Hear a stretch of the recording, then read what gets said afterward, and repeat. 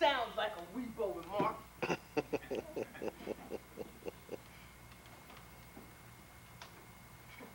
Want a hard-boiled egg, Beth? I got one left. No, I hate it. Anyway, I got everything I need right here. Malamars. I ain't had a Malamar since I was a baby almost. Weevil won't let me have the good stuff. Says it'll make me fat. I used to be real bad looking. Weevil says I put the ugh in ugly, and that a woman could be smart and ugly, or dumb and pretty, but dumb and ugly just don't work. So he's been fixing me up. Oh, and he wants me to always hold my mouth open, like in those magazines. Weevil thinks that's a very sexy thing to do. Honey, looks like sinus trouble to me. This old fellow will be here later. No. Why? Because I have a few things I like to say to him. Well, he's probably out bowling or something. He's always out with the boys playing and drinking, or whatever they do. Uh-huh. Out with the boys playing and drinking, huh? Tell you something, Rudy. I've been married many years. This man is giving you a sign here. A sign? Ty and I's marriage is almost on the rock. Really? What happened? What'd you do? Well, our boy Elvis saved the day. You knew him? You mean you actually knew him? No. Let me tell you. Ty first started liking me because I'm such a very good listener, right? Back in high school, Ty was an outstanding baseball player, and he had lots of stories about it. Well, I was listening to everything he had to say, and we had to get married, and everything was fine. But soon, Ty started running out of the stories, and he started telling the same things over and over again. And I started to get bored, and I think he noticed. And one day, he started being out with the boys all the time. That's it. That's just like Weeble. I never thought that anyone else would. I'm not finished. Anyway, as I was saying, we started drifting apart. And one night, right, Ty came home, and I had just been watching Elvis and Viva Las Vegas on TV, right? I was all dreamy-like, and I pretended to listen to what Ty had to say. But really, I was thinking about how cute and how romantic Elvis was in the movie. So, Ty would come home and say, Ben, I met some real beautiful women, and some real clever ones too. And you ain't one of them, but you can listen like nobody's business. And let me tell you, even the sex, well, you know what got better. And everything's been happening ever since. And I have to give all my love and gratitude to one man, Elvis. That's the smartest way of keeping a man that I ever heard. Thank you. Bill? Mm-hmm. Is Ty the only man you ever been with? Of course he is. He's the only man I married, isn't he? Well, sometimes marriage ain't marriage, if you know what I mean. I do. Sometimes, honey, you have to forget about those women equally. I'm going sometimes 3 or 4 weeks out of every month. I just find things to do to keep myself busy. Like I designed my memorial room to Elvis. Take care of my photos and dust off all my records. You know, not an easy thing to do, but I do it. You got any kids, Bill? 2 boys. That's nice. Sometimes. We both don't want kids. Says once you have them, you ain't never alone again. What the hell does marriage have to do with being alone? You got me. Don't know much about it. I was just 15 when I got married. Let me tell you something about men and marriage. When it comes to men and their women, marriage is the law. Okay? No matter what they're doing to you or what they're not doing. I know what I'm saying.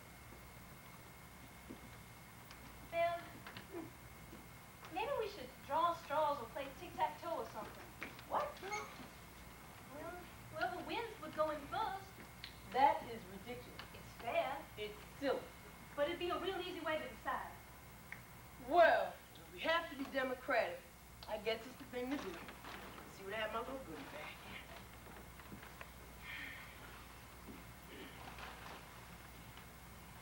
You sure you don't want an egg, Bev? Pop, you got anything else? I hate it. Well, I got some chips I stole off the Weebo delivery truck before. Weebo drives a Frito-Lay delivery truck. It's his job. Isn't that something? Didn't I tell you, Tyler's a truck driver, too? Really? I cannot believe it. Both our husbands drive trucks. We're both related to the army. We both lost loved ones in car wrecks. Small world, man.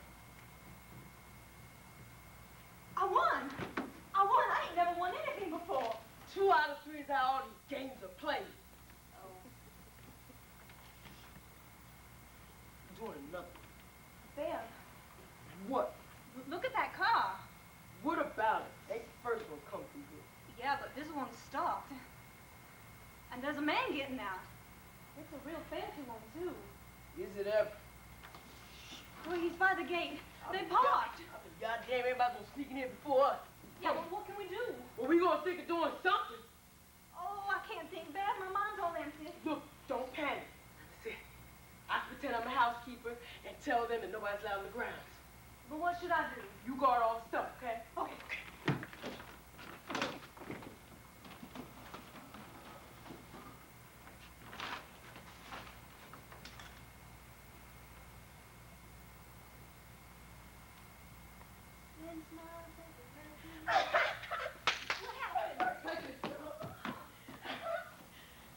This goes for Marla-Tiye. That is so smart, Bear. I never would have thought of that. I know. 12.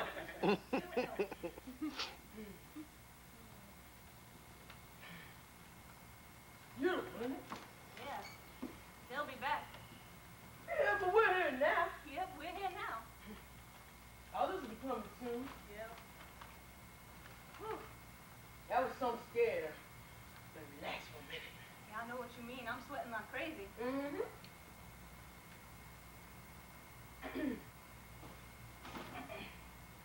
Honey, why don't you take a little easy on that stuff? It's starting to look like the wrong side of the lady, if you know what I mean. Well, I gotta wear it, Bear. If I don't, it's the same old ugly Rudy. Well, it's like I'm wearing a Halloween mask. Once you take the mask off, you ain't the princess no more. Let me tell you something. I used to believe that too. Every morning before it's time to get up on the road and drive down the truck, I thought I was so ugly. I thought he'd go out swimming and never come back. But he always does. Makeup's not everything. Yeah, but taking off my makeup, gotta be worse than taking off my clothes. Oh, come on, be brave. It's 5:30 in the morning. No, I can't. What if Elvis came? What if he actually did come? And Bo came and did everything I'd been wishing and praying for? And here I was with all my makeup off.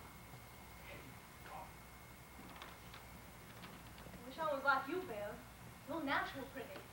Bo used to say you could tell a natural pretty woman because she had bones. Good face bones. Well, I work at it real hard too, you know. Not all so natural. I think your hair's the prettiest I ever seen. I did it really special for the specially open day. Like to try it on?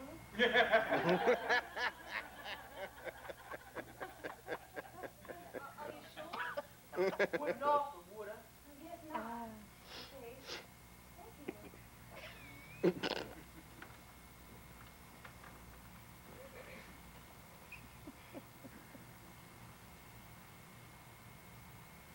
How do I look? Gorgeous. Gosh, I feel so different. Since my baby left me, I found a place to dwell. It's down the end along the street at Heartbreak Hotel. Shake, rattle, and roll. Shake, rattle, and roll. Shake. Wait. Elvis did not sing that song. Huh? Elvis did not sing that song. Well, I know he sung it. It was Bo's most favorite record. He was always playing it. I should know. There? Wait a minute, give me a minute. I'll tell you singing. Bill Haley in the comments. That's you singing, not Elvis. Bill Haley in the comments. But he did. Did not? He did. He recorded it in September 1956. It had Lordy, Miss Claudia on the other side, and it went all the way to number 12. I guess you just forgot. What? Well, it's okay you forgetting, Beth. Shoot, I forget things that happened last week. You're making it up. No, I'm not. I swear. Let me tell you a little something. Just because I share a little small talk with you and some of my Malamars, don't think you can weasel your way in front of me, girl. I'm sorry. I just know all this because of Bo. Oh, my eyeball. I'm so sick and tired of your silly little dumb games, your stupid husband, and your wild, crazy life. None of it means anything to me. No one has ever gotten in front of me before, and you little rotten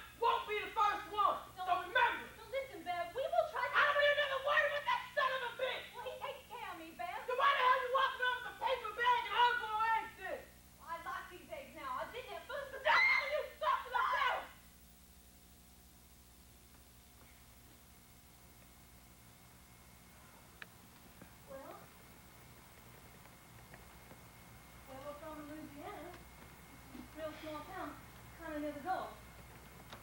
Well, Cajun. Bo's real name is Beaufort. Know what that means? No. Beautiful sun.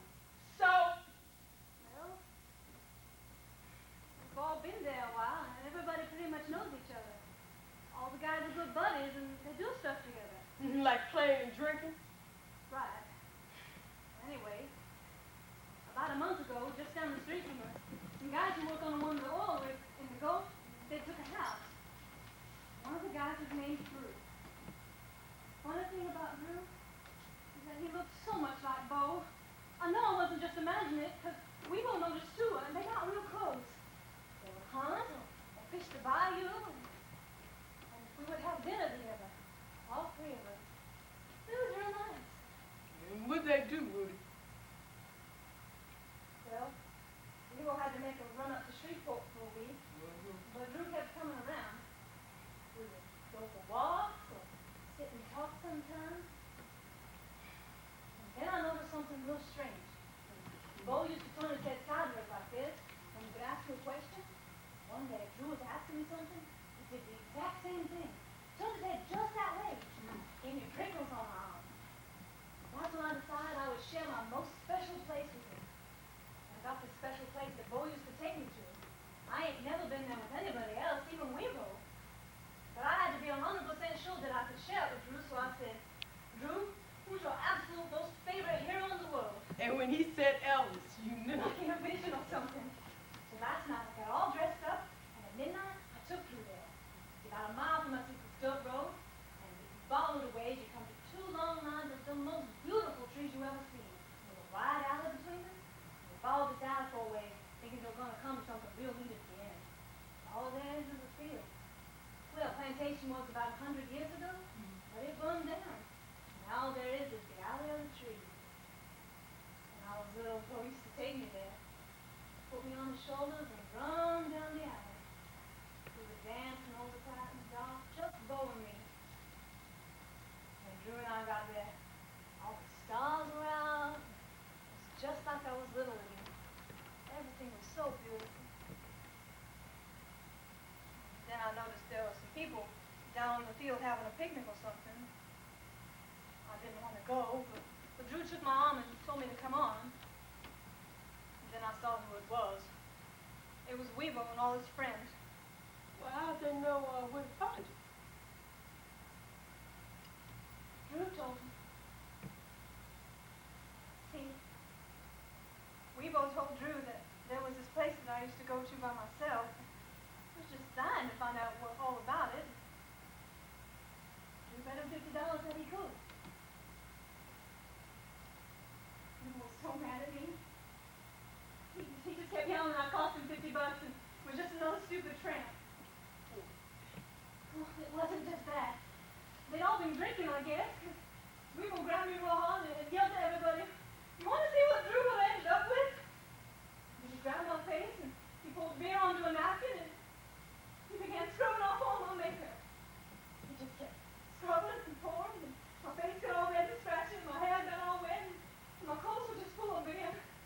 And then he stood me in the middle of everybody and said, "Now, Rudy, you gotta walk all the way home to the center of town, just the way you are. I want everybody to see the real Rudy Mallett for once." So I walked home, all full of beer. And then I washed myself and took my kitchen money and left. I had to. I couldn't stay after what they'd seen. It was like I'd lost my special place. Like it burned down all over again. Honey, how much money do you have? I got about $30 and my favorite pillow. See, where I come from,